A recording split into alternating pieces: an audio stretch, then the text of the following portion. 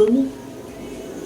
Comment nous pouvons recueillir leur point de vue, enrichir le projet et les idées que le candidat du parti a déjà lui-même.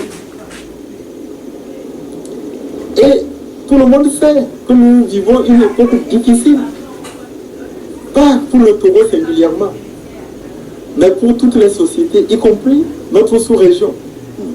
Quand cette période-là, il faut avoir des capitaines de bateaux aguerris. Ce n'est pas le moment de l'improvisation, ce n'est pas le moment de l'expérimentation. C'est le moment de la consolidation tout en innovant. Alors, je crois que les Togolais, nous leur faisons confiance, mais nous irons vers eux avec beaucoup d'humilité. Qu'est-ce que ça veut dire en termes moins poétiques? Non, moi je voudrais parler de ma fierté sur un certain nombre de sujets. Je voudrais vous partager avec vous et avec les téléspectateurs un autre sujet de fierté. Il y a quelques semaines en arrière, le président togolais estimait que le G5 Sahel est une bonne initiative, mais qu'elle n'est pas suffisante. Qu'il faudrait que les autres États membres de la CEDEAO prennent conscience de la nécessité de bâtir davantage de coopération pour faire face aux défis auxquels certains des pays membres sont déjà confrontés. S'était rendu à Accra, avait partagé son idée avec son frère et homologue ghanéen. Ensuite, il y a eu un mini-sommet à Accra. Tout ça procédait d'une idée, d'une initiative réfléchie, conçue par le chef de l'État togolais. Et ensuite, un sommet extraordinaire de la CEDEAO a eu lieu récemment, le 14 ou le 15 septembre. Lorsque, à l'issue du dernier sommet du G7 en France, je vois que le G7, notamment les présidents français et la chancelière allemande, estiment qu'il faut élargir le périmètre d'action du G5 Sahel et faire en sorte que les autres pays membres agissent de manière beaucoup plus solidaire en renforçant la coopération. Je dis, mais je suis heureux et fier qu'une idée qui est née du chef de l'État togolais finisse par être endossée et portée par le G7. Voilà. Heureusement pour nous, nous n'avons pas un président qui aime trop l'affichage, qui aime la fanfaronnade, qui aime le moi, qui est dans une pratique autocratique. Vous voyez, les Togolais commencent à observer des maires qui n'ont même pas encore pris fonction, qui n'ont même pas encore eu de réunion de leur conseil municipal, qui ne connaissent même pas encore quel sera leur budget en recettes et en dépenses. Et qui disent, ah, l'État n'a qu'à me virer l'argent et moi je vais m'occuper de la construction d'un marché. Des marchés qui se trouvent sur le territoire. Est-ce que ce n'est pas une revendication? Monsieur Gilles Bokor, il suffirait de jeter un coup d'œil à Cotonou pour voir que le marché n'est pas dans le giron de la mairie de Cotonou. Il suffirait de chercher à apprendre, de voir que la gare Saint-Lazare, la gare de Lyon, la gare du Nord ne sont pas gérées par la mairie de Paris. Qu'en France, on a ce qu'on appelle les ouvrages et les équipements d'intérêt national. Le marché dont on parle est un marché d'intérêt national. Alors vous voyez, quand à la tête d'une mairie, on a déjà ce comportement un peu autocratique, sans concertation. Je sais que nous avons besoin de temps pour intérioriser et apprendre dans la gestion des collectivités locales. Ça s'applique à nous tous. Mais cela ne doit pas excuser ni l'improvisation, ni l'amateurisme, encore moins... Bon, cette attitude de défiance vis-à-vis du Premier ministre.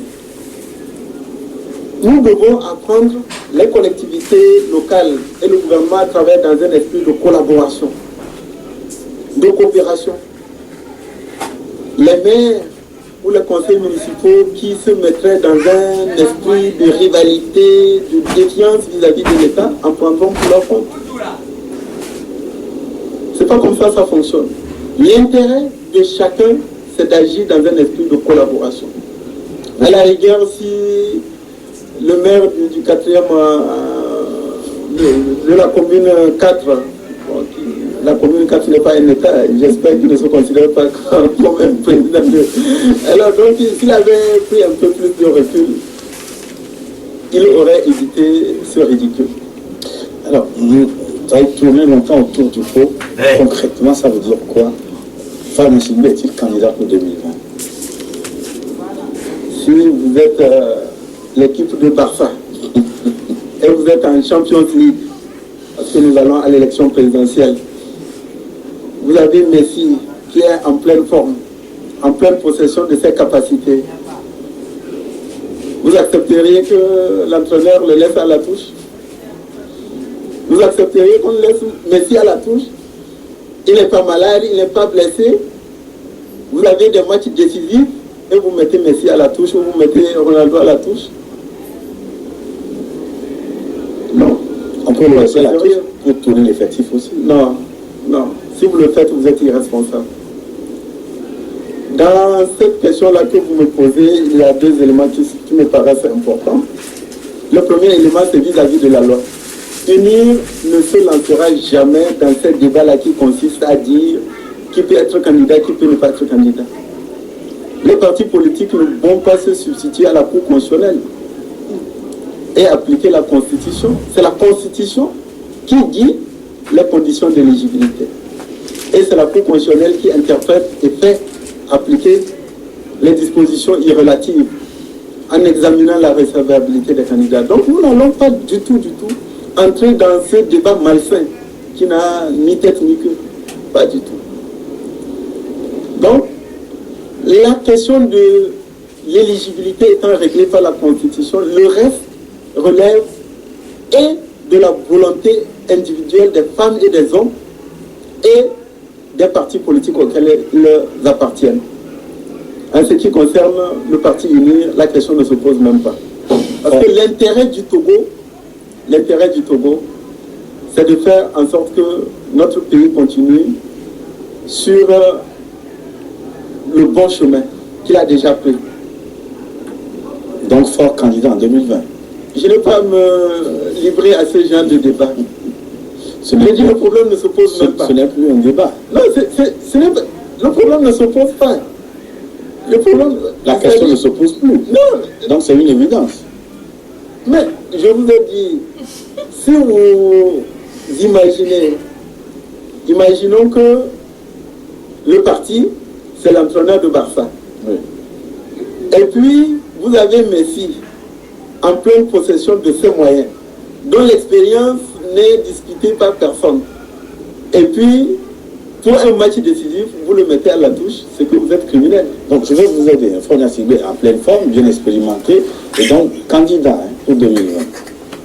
Tout à l'heure, je vous ai dit mon agenda pour la semaine qui va commencer. Le président, quotidiennement, se consacre au bien du Togo. Le moment venu, le parti uni se réunira et informera l'opinion de son candidat. Mais comme vous estimez que c'est une évidence, moi aussi j'estime que c'est une évidence. Parce que je crois qu'il n'y a pas de raison qu'une équipe comme Barça joue en Champions League, parce que nous allons à l'élection présidentielle, laisse son champion, c'est-à-dire vraiment le plus aguerri, le plus expérimenté, et qui a déjà démontré, dont la personnalité quand même est bien connue des Togolais. Vous parlez de bon état, peut-être je n'en sais rien, ni pour Merci, ni pour l'autre. Alors, il est en forme, le président, parce que on a vu des photos circuler sur les réseaux sociaux récemment où il était en pleine méditation, en prière. Pourquoi prie-t-il? C'est pour 2020 ou pour autre chose? Non, je n'entre pas dans les débats touchant aux convictions et aux pratiques religieuses et aux convictions de chacun de nous. J'estime que les croyances, les pratiques, ça relève de l'intime et du privé. Et que je n'ai pas le droit, je ne me permettrai pas de commenter les photos dont vous parlez, que je n'ai pas vu d'ailleurs, mais j'estime que tout ce qui relève des pratiques telles que les gens m'ont parlé, ça ne relève pas de la vie publique. Merci, monsieur. Ça relève de la vie privée. La vie privée, vous aussi, vous priez de temps en temps? Je prie souvent. Parce que Dieu fait beaucoup de bienfaits pour nous. Hein. Quand vous vous réveillez en bonne santé, il faut remercier Dieu. Il ne faut pas attendre le jour où vous êtes malade pour dire « Ah Dieu, aide-moi à guérir ». Quand les vôtres, la famille, les enfants, les proches sont en bonne santé, il faut remercier Dieu.